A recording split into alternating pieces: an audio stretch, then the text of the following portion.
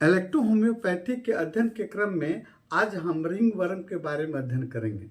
Ring worm Hindi में उसको दिनाय या दाद या दद्रु के नाम से हम जानते हैं और ये फंगस से फैलने वाला एक भयंकर संक्रामक रोग है ना। शरीर के किसी भी भाग को अटैक कर सकता है ना। इसको मेडिकल टर्म में डर्मेटोफाइसिस या आपको टीनिया कॉर्पोरिस के नाम से जाना जाता है ना। प्रमुख रूप से वैसे फंगस का एक ग्रुप जिसको हम बता रहे हैं उन्हीं में से टीनिया समुदाय के यानी टीनिया समुदाय का ये आपको प्रमुख आपको फंगस हैं जो दिनाय के लिए जिम्मेवार होते हैं। जैसे आपको टर्मोफाइटान है ना,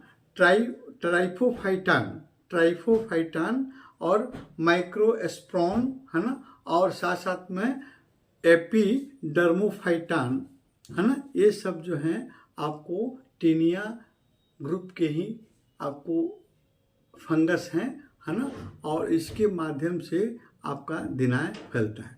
शरीर के विभिन्न भाग पर ये आक्रमण करते हैं और हर अंग पर कई आक्रमण करने के नाम से इनको अलग अलग नाम से भी हम लोग जानते हैं।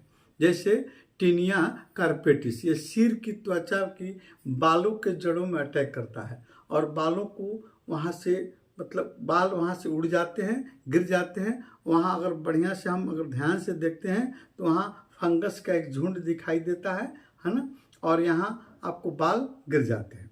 दूसरा है आपको टीनिया बार्बेरी। टीनिया बार्बेरी उसे कहते हैं जैसे दाढ़ी वाले और चेहरे और दाढ़ी वाले भाग में ये अटैक करता है। यहाँ पर भी फंगस का आक्रमण जब होता है तो यहाँ की राउंड शेप में गोल गोल किनारे होते हुए आपको बाल झड़ जाते हैं। दाढ़ी का बाल भी इसमें आ जाता है इसके गिरफ्त में है ना। तीसरा नंबर में देखते हैं टीनिया कुरिस। यह आपको जोड़ वाली जगह, जैसे आपको एल्बो का जोड़ है, घुटना का जोड़ है ना, और आपको अन्य तरह से थाई वाले है ना, जांघों के बीच का जो जोड़ है या नितंब का जोड़ है, वहाँ पर ज़्यादा अटैक करते हैं है ना।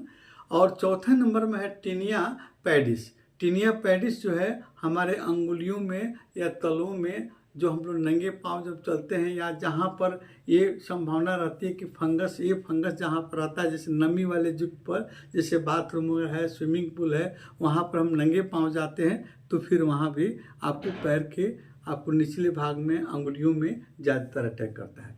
टीनिया आंगियम, या आपको नख में नख में अटैक करता है, नखें टूटने लगती है, नेल टूटने लगता है और इसका कलर भी चेंज होता है। भूरे ब्लैकिश कलर के आपको दिखाई देने लगते हैं, मटमैला कलर का दिखाई देने लगता है ना। और एक जो है टीनिया कॉर्पोरिस, वैसा दिनाय वैसा फंगस है ना। टीनिया कॉर्पोरिस वैसा फंगस है जहां आपको शरीर के उस भाग पर अटैक करता है जहां पर आपको हाथ, पैर, खोपड़ी, चेहरे और दाढ़ी, कमर, नाखून को छोड़कर बाकी जो जगह रहते हैं वहां पर ये अटैक करता है। यानी कॉमन है आपको टीनिया कॉर्पोरिस, आपको कॉमन है, आपको तमाम तरह कुछ खास तरह के जगहों को छोड़कर बाकी शरीर पर हर जगह अटैक कर सकता है। अब लक्षण देखते हैं इसका। अंगूठी के समान रिंग है ना, रिंग इसका नाम, और अब वर्म है ना, कीड़ा। रिंग जो है नाम दिया गया है रिंग वर्म है ना। अंगूठी के समान गोलाकार होता है, चिन्ह होगा कहीं भी शरीर पर जहाँ पे अंगूठी के समान गोलाकार होगा, पपड़ीदार होगा और दाने युक्त होगा।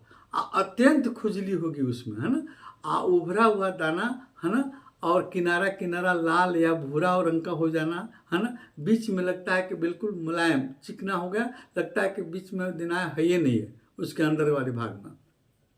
यानी बीच वाला भाग जो लगता है कि मुलायम है, ठीक है, अंदर किनारा किनारा भाग जो है गोल आपको दाने उभरे हुए नजर आते हैं।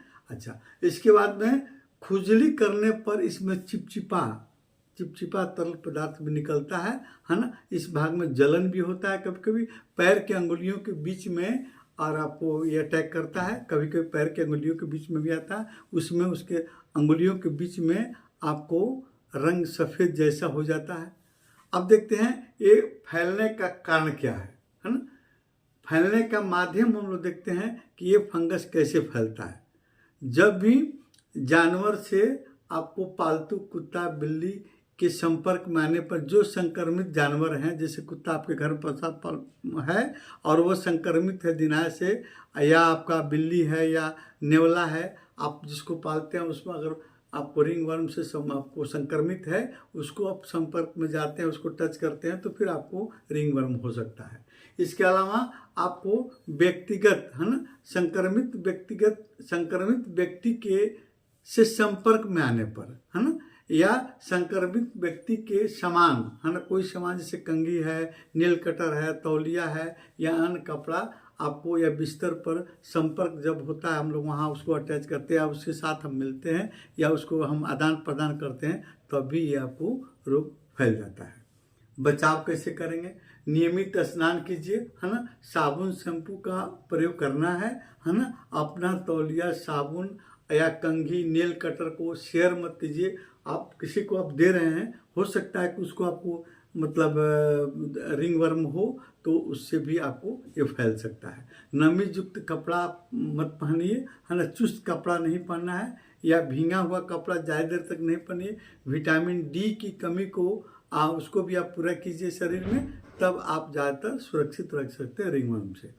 अब देखते हैं इसका ट्रीटमेंट है ना। ट्रीटमेंट में आपको डॉक्टर NL सिन्हा ने आपको डॉक्टर NL सिन्हा द्वारा है ना आपको दिया गया कि S1 + C1 + भरवन है ना, ये 3 औषधियों को आप 30 डाइल्यूशन में है ना, 30 डाइल्यूशन में दीजिए है ना, या लाइटर डाइल्यूशन में आप प्रयोग कर सकते हैं, आपको लाभ होगा। या इसकी जगह पर आप दूसरे नंबर की आपको फॉर्मूला जैसे S5 + C5 + भरवन है ना, इसको भी आप दे सकते हैं है ना। इसको लाइटर डाइल्यूशन में दे सकते हैं, आपको इसका लाभ होगा। ऑइंटमेंट में मलहम आप बना सकते हैं। इसका S5 C5 का मलहम जो है, S5 + C5 का मलहम आप लगा सकते हैं है ना। इसी औषधि का आप स्नान भी दे सकते हैं है ना, बात दे सकते हैं। आपको बात किसी S5 + C5 या L1 है ना। अकेले L1 को भी आप वैसे टब में जिसमें आप मरीज अगर स्नान करना चाहता है, उसमें आप 50 गोलियां आपको S5 C5 या L1 का डाल दीजिए है ना, आप उसको स्नान कराइए तो अभी आपको लाभ हो जाएगा है ना। एक और फॉर्मुलेशन है ना, एक और फॉर्मुलेशन है जिसमें आप देखेंगे है ना, जैसे S3 + C3 + A3 है ना, और इसके साथ में आप Y है ना, Y को इसको भी लाइटर डाइल्यूशन में आप प्रयोग कर सकते हैं। लाइटर डाइल्यूशन प्रयोग कीजिए, या आप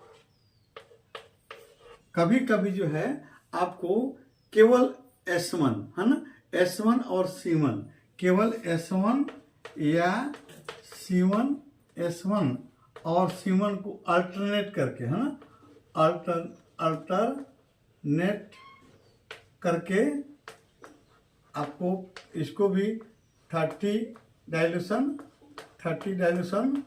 में आप पिला सकते हैं, आपको लाभ होगा है ना। इसके अतिरिक्त में इंजेक्शन नंबर आप 26 या इंजेक्शन नंबर 31 है ना, इंजेक्शन नंबर 31 या आपको 26 आप लगाइए, आपको दिनाय से आपको राहत हो जाएगा।